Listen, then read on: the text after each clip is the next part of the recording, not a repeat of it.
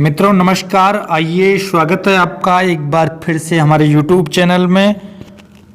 आज मैं वीडियो लेकर के आ रहा हूं जो कैंडिडेट धर्मगुरु भर्ती की तैयारी कर रहे हैं, फॉर्म फिलअप कर रहे हैं 2022-23 के लिए, तो उनके लिए कुछ महत्वपूर्ण जानकारी मैं इस वीडियो में दूंगा जो योग्यता से संबंधित रहेगी। आप लोग कुछ लोग तो समझ गए और समझ रहे हैं, लेकिन कुछ लोग बड़े कन्फ्यूजन में हैं कि योग्यता क्या रहेगी, क्योंकि सबकी जो डिग्री है किसी की कॉलेज से है जो सामान्य कॉलेज होते हैं, और कुछ लोगों की संस्कृत विश्वविद्यालय से है प्रॉपर। तो उसमें कुछ लोगों को बड़ा कन्फ्यूजन हो रहा है, तो उनका कन्फ्यूजन दूर करने के लिए मैं इस वीडियो को लेकर के आया हूं, ताकि आपका कोई भी डाउट ना रहे योग्यता से संबंधित। तो ये आप नोटिफिकेशन देख रहे हैं 2022-23 का, और ये वैकेंसी है आपके सामने इतनी ये मैंने वीडियो आपको पहले दे चुका हूं, आप देख सकते हैं। अब मैं सीधे चलता हूं योग्यता के ऊपर, ठीक है, कि आप ताकि देखिए इस बार फॉर्म की जो लास्ट डेट है वो कल 6 तारीख तक है। 8 अक्टूबर से 6 नवंबर के बीच में थी, तो आप लोगों ने फॉर्म भर लिया होगा मुझे उम्मीद है।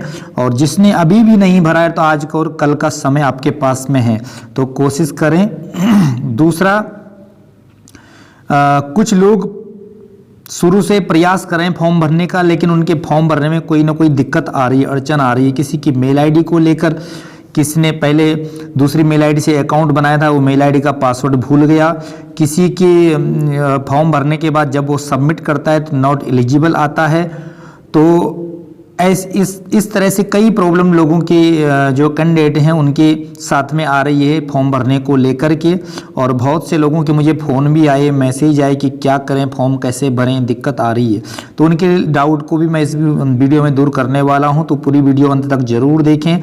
और सभी चारों धर्मों की योग्यता के बारे में इसमें बताऊँगा, हिंदू मुस्लिम सिख ईसाई के लिए क्या योग्यता है, क्योंकि आपको पता ही है इससे पहले जो चेंजमेंट हुआ था 2018 में हुआ था योग्यता को लेकर, और उसके बाद अब 4 साल बाद 2022 में फिर से कुछ परिवर्तन किया गया है धर्मगुरु की योग्यता को लेकर के। तो वो परिवर्तन क्या है वो मैं आपको समझाऊंगा, और ये आगे कब तक रहेगा इसी तरह का तो ये भी हम कह नहीं सकते, लेकिन ये है कि जल्दी से योग्यता का जो पैटर्न है वो जल्दी से चेंज नहीं होता, लेकिन फिर भी कुछ कह नहीं सकते। तो आइए शुरू करते हैं। 5 नंबर पॉइंट पर दिया है योग्यता के बारे में, तो इसमें लिखा है सभी सिविल अभ्यर्थियों तथा सेवारत सैनिकों के लिए योग्यता कसौटी समान होगी। पहले क्या था कि दोनों के लिए योग्यता अलग अलग थी, सेवारत सैनिक के लिए और सिविल अभ्यर्थी के लिए दोनों के लिए अलग अलग थी, लेकिन अभी इक्वल हो गया है, सबके लिए बराबर हो गया है। तो ये देखिए, ये तो यहाँ पर आयु सीमा दी गई है। शैक्षणिक योग्यता, ये आ जाइए नीचे, शैक्षणिक योग्यता देख लेते हैं। जूनियर कमीशन अधिकारी धर्म शिक्षक की नियुक्ति के लिए वांछित न्यूनतम शैक्षणिक योग्यता इस प्रकार है। मित्रों, यदि आप चैनल पर नए आ रहे हो तो चैनल को सब्सक्राइब करें, घंटी का निशान दबाएं, और सभी अपने दोस्तों के साथ में इस वीडियो को शेयर करें ताकि सबको इसका फायदा मिल सके। तो धर्म शिक्षक पंडित, सबसे पहले पंडित जी के लिए जो अप्लाई कर रहे हैं हिंदू धर्म से हैं, तो उनके लिए देखते हैं केवल हिंदू उम्मीदवार जिसके पास विश्वविद्यालय अनुदान आयोग द्वारा, ध्यान से समझना, केवल हिंदू उम्मीदवार जिसके पास विश्वविद्यालय अनुदान आयोग द्वारा मान्यता प्राप्त, देखिए स्पष्ट लिख दिया, मान्यता प्राप्त किसी भी विश्वविद्यालय से संस्कृत में शास्त्री या तो उसका शास्त्री हो, और इसके साथ शास्त्री के बाद देखिए ऑब्लिक लगा दिया है, ऑब्लिक लगा दिया तो इसका ये अर्थ हो जाता है कि शास्त्री अथवा आचार्य की उपाधि हो। वैसे जो है कि जो नियम है वो तो यही कि पहले व्यक्ति शास्त्री करता है फिर आचार्य करता है, लेकिन कई लोग क्या है कि कॉलेज से बीए किए हुए हैं, संस्कृत से बीए, जो साधारण कॉलेज होते हैं वहाँ से संस्कृत से बीए किए और उन्होंने भी आचार्य किया है, फिर उसके बाद संस्कृत विश्वविद्यालय से आचार्य किया है। तो ये दो तरह की कैटेगरी, एक जो प्रॉपर संस्कृत विद्यालय या संस्कृत यूनिवर्सिटी से पढ़ते हैं तो वो तो शास्त्री ही होता है उनका, जो बीए के समान है, और उसके बाद उनका आचार्य होता है, ठीक है। और जो साधारण कॉलेज से करते हैं बीए संस्कृत से या किसी भी सब्जेक्ट से, तो उनका बीए लिखा रहता है कि उस डिग्री में शास्त्री नहीं लिखा रहता है। शास्त्री आचार्य केवल संस्कृत विश्वविद्यालय ही लिखता है, बीए और एमए के साथ में केवल संस्कृत विश्वविद्यालय ही लिखता है। तो शास्त्री तो एक तो वो हैं जो प्रॉपर संस्कृत विश्वविद्यालय से पढ़ रहे हैं, तो उनकी शास्त्रीय रहता है तो कोई दिक्कत नहीं है। लेकिन जो अदर कॉलेज वाले हैं, अदर यूनिवर्सिटी वाले हैं, तो उनके पास बीए का होता है जिसमें जो संस्कृत से किसी विषय से, उसके बाद वो आचार्य कर लेते हैं। ठीक है, तो ये ठीक है, आचार्य की उपाधि उनके पास में हो गई। इसके बाद इसके अतिरिक्त आचार्य की, ठीक है, इसके बाद व्यक्ति विशेष उम्मीदवार के पास निम्न में से एक धार्मिक शिक्षा अनिवार्य है। तो आचार्य के साथ उसको अतिरिक्त, या तो अगर उसने आचार्य के साथ कर्मकांड एक मुख्य विषय में है तो वो इसलिए योग्य है, और कर्मकांड योग्य मूल विषय में नहीं है, न शास्त्री में, न आचार्य में, न बीए में, तो फिर उसके लिए कर्मकांड का 1 वर्षीय डिप्लोमा अनिवार्य कर दिया गया है।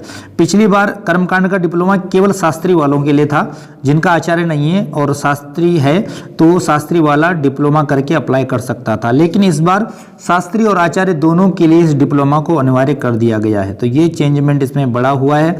एक तो ये है कि डिप्लोमा अनिवार्य कर दिया, दूसरा चेंजमेंट ये कर दिया कि पिछली बार लिखा था कि किसी भी विषय से स्नातक हो। आपने देखा होगा पिछली बार का नोटिफिकेशन, नहीं तो आप पिछली वीडियो में मैंने बताया है, तो उसमें लिखा था कि किसी भी विषय से स्नातक हो, यानी कि जरूरी नहीं कि किसी का शास्त्री हो या कॉलेज से बीए भी हो, किसी भी विषय से वो भी चल जाता था। लेकिन इस बार ऐसा कुछ भी इसमें नहीं दिया गया, केवल शास्त्री आचार्य लिख दिया गया है। अब इसमें ये डाउट हो रहा है कि जो कॉलेज से बीए हैं और शास्त्र में आचार्य है तो उनको लिया जाएगा कि नहीं लिया जाएगा। तो मेरे हिसाब से उनको 99% लिया जाएगा। 1% ना लें वो मैं बता नहीं सकता, लेकिन लिया जाएगा, क्योंकि शास्त्री और ऑब्लिक कर दिया यहाँ पर आचार्य, तो दोनों में से एक डिग्री उसके पास में होनी चाहिए। अगर उसके पास आचार्य है तो उससे पहले उसने कहाँ से किया है, बीए किया है, शास्त्री किया है, तो मान्य नहीं रखता है, तो उसको लिया जाएगा अगर उसके पास डिप्लोमा है और आचार्य है। ठीक है। दूसरा, जिनका संस्कृत यूनिवर्सिटी से है, शास्त्री है, आचार्य नहीं और डिप्लोमा उनके पास में, तो उनको लिया जाएगा। दूसरे शास्त्री आचार्य दोनों किया है और साथ में डिप्लोमा है, तो उनको भी लिया जाएगा। अब इसमें कई लोगों का डाउट ये भी हो रहा है कि वेद से आचार्य है तो उनको लिया जाएगा कि नहीं लिया जाएगा। तो नहीं, उनको लिया जाएगा। देखिए ये शंका तो इस बार दूर ही हो गई। पिछली बार ये था कि उनकी डिग्री के ऊपर आचार्य लिखा है कि नहीं लिखा है, लेकिन ये शंका इस बार दूर हो गई कि शास्त्री आचार्य के साथ डिप्लोमा भी चाहिए, चाहे किसी भी विषय से आचार्य हो। विषय कोई भी हो, आपकी बीए और एमए की डिग्री के ऊपर शास्त्री और आचार्य अगर लिखा है तो आप उसके लिए योग्य हैं। विषय से कोई फर्क नहीं पड़ता, व्याकरण हो, साहित्य हो, वेदांत हो, योग हो, कोई दिक्कत नहीं है, बस आचार्य आपके उसमें लिखा होना चाहिए। तो मेरे हिसाब से आपका डाउट क्लियर हो गया होगा। ठीक है, तो ये योग्यता है। और दूसरा, जिनका फॉर्म भरने में दिक्कत आ रही है और नहीं भरा जा रहा है, तो पहले आप कोशिश करें 2-3 कंप्यूटर वालों के पास में जाएं, भरने की कोशिश करें। नहीं होता है तो लास्ट ऑप्शन आपका यही है कि अपने एआरओ ऑफिस में जाइए, जो प्रॉब्लम आ रही है उसको एक एप्लीकेशन लिखिए, एप्लीकेशन में उसको लिखिए और वो एआरओ ऑफिस में जाइए, उनको बताइए ऐसा ऐसा है, ताकि आप अगली बार अपना फॉर्म भर सकें समय पर। अगर इस बार आपका फॉर्म मिस हो गया, नहीं भरा जा रहा है, तो आप अगली बार की जो है तैयारी करें। ठीक है मित्रों, तो मैं ये कहूँगा, तो एआरओ से आपकी समस्या, कोई भी समस्या है फॉर्म भरने की, वो दूर हो जाएगी। ठीक है, तो आगे देख लेते हैं ग्रंथी के लिए योग्यता क्या है। ग्रंथी के लिए केवल सिख ग्रंथी, जो सिख धर्म के धर्मगुरु के लिए अप्लाई कर रहे हैं उनको ग्रंथी कहते हैं।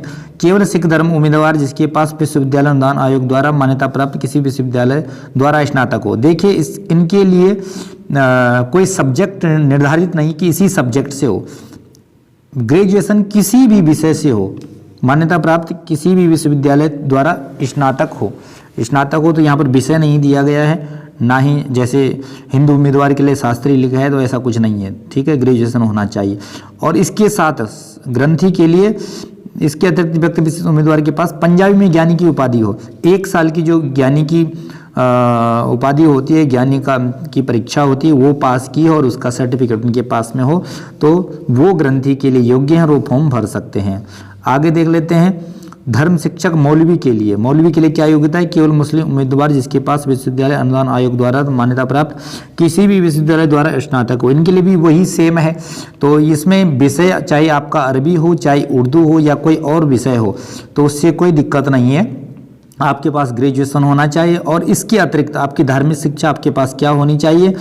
इसके अतिरिक्त व्यक्ति विशेष उम्मीदवार के पास देखिए स्नातक इनके लिए अनिवार्य है, और स्नातक के अलावा यानी ग्रेजुएशन के अलावा 3 विकल्प दिए हैं मुस्लिम उम्मीदवार के लिए, मौलवी जी के लिए 3 विकल्प दिए हैं कि 3 सर्टिफिकेट में से एक सर्टिफिकेट उनके पास होना चाहिए, एक योग्यता उनके पास होनी चाहिए। कौन सी?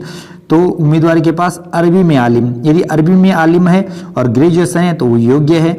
अगर अरबी में आलिम नहीं है, उर्दू में अदीब माहिर है और ग्रेजुएशन है तो वो इसके लिए योग्य है, एलिजिबल है।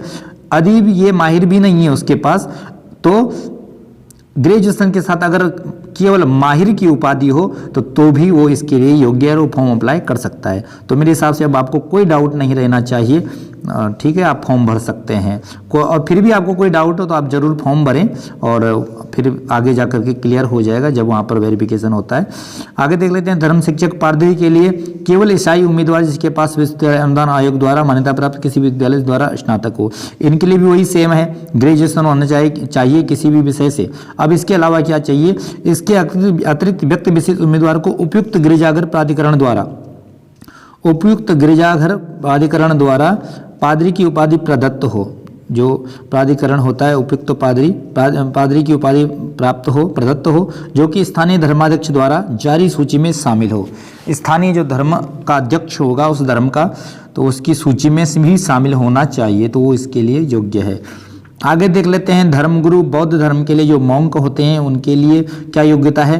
तो केवल बौद्ध उम्मीदवार जिनके पास विश्वविद्यालय अनुदान आयोग द्वारा मान्यता प्राप्त किसी विश्वविद्यालय से द्वारा स्नातक हो, इनके लिए भी ग्रेजुएशन कंपलसरी है। इसके अतिरिक्त व्यक्ति विशेष उम्मीदवार को उपयुक्त प्राधिकरण द्वारा मठवासी, देखिए इनके लिए भी ऑप्शन है मठवासी बौद्ध धर्म की उपाधि प्रदत्त हो, मठवासी, ठीक है, बौद्ध धर्म की उपाधि प्राप्त हो। उपयुक्त प्राधिकरण का अर्थ होगा, उपयुक्त प्राधिकरण का अर्थ क्या है?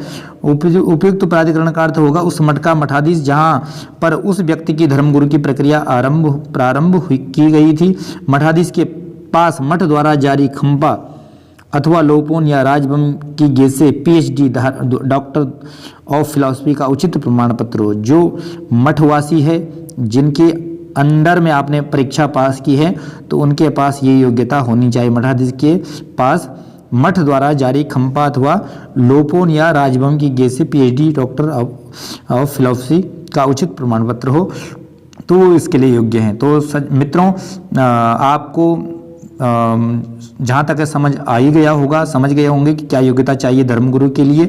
इस बार अगर किसी कारणवश आपका फॉर्म रह गया है तो अगली बार के लिए तैयारी करें।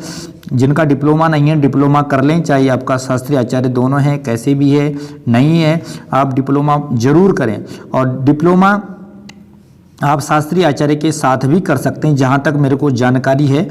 100% मैं नहीं कह सकता, लेकिन 99% ये है कि आप डिप्लोमा शास्त्रीय आचार्य के साथ भी कर सकते हैं, लेकिन आपकी दोनों डिग्री रेगुलर नहीं होनी चाहिए। फिर यह है कि डिप्लोमा भी और उधर शास्त्री भी आपका एक ही साल में, जहाँ तक मेरे को जानकारी, इसके लिए आप और भी पता करें, और ये इसमें मैं कंफर्म आपको नहीं बता सकता। तो आपकी एक डिग्री रेगुलर होनी चाहिए, एक प्राइवेट होनी चाहिए, तो वो मान्य होती। दोनों रेगुलर एक ही साल में अगर हैं तो उसमें शायद दिक्कत आ सकती है, और ऐसा है। और तो आप इसके बारे में और भी जानकारी जुटाएं, ठीक है। मेरे को जो अनुमान है, जो मेरी जानकारी जहाँ तक, तो वो मैंने आपको बता दी है। तो तैयारी करें, जुड़े रहें चैनल से। धर्म शिक्षक भर्ती की और भी वीडियो चैनल पर देखते रहें। आगे फिजिकल रिटर्न इंटरव्यू की तैयारी कैसे करनी है, बहुत सारी वीडियोज आपको चैनल पर मिल जाएंगे, हमको देखिए और नोट करिए। जो मैंने बताया है उन पॉइंटों को, वो मैंने बिल्कुल अनुभव के आधार पर आपको बताए हैं। जो इस भर्ती में सफल हो चुके हैं आगे और इस पद पर हैं, उनसे जानकारी लेकर के, उनका एक्सपीरियंस लेकर के मैं वीडियो बनाता हूं। और आप देखते रहिए, जुड़े रहिए, चैनल को सब्सक्राइब करें, घंटी का निशान दबाएं, सभी मित्रों के साथ में शेयर करें। धन्यवाद, नमस्कार।